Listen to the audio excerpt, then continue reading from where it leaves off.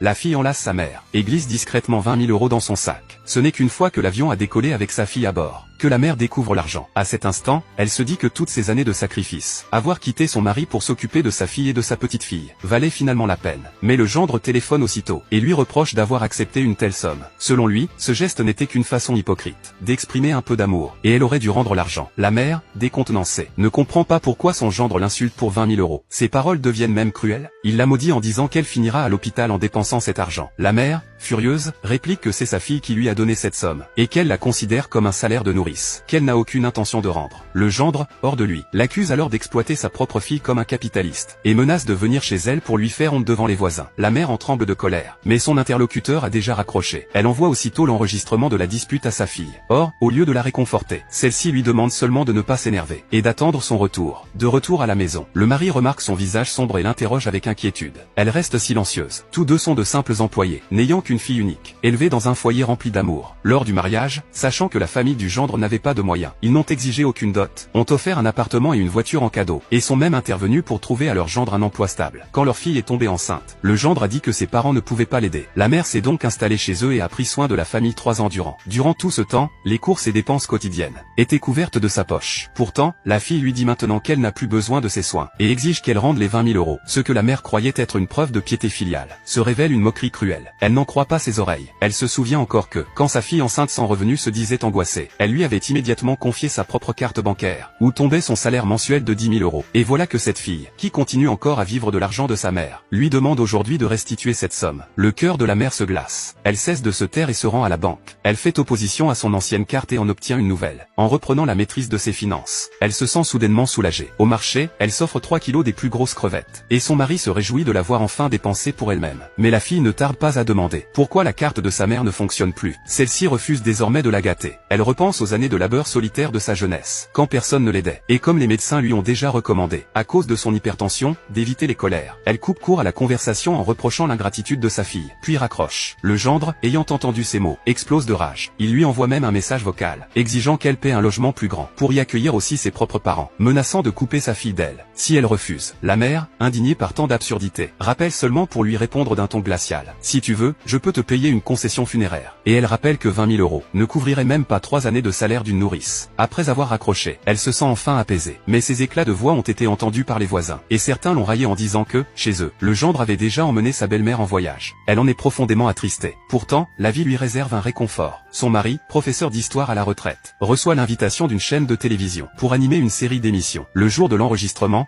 tout se passe bien. L'animateur le présente au public, lorsque leur fille, bravant les interdictions,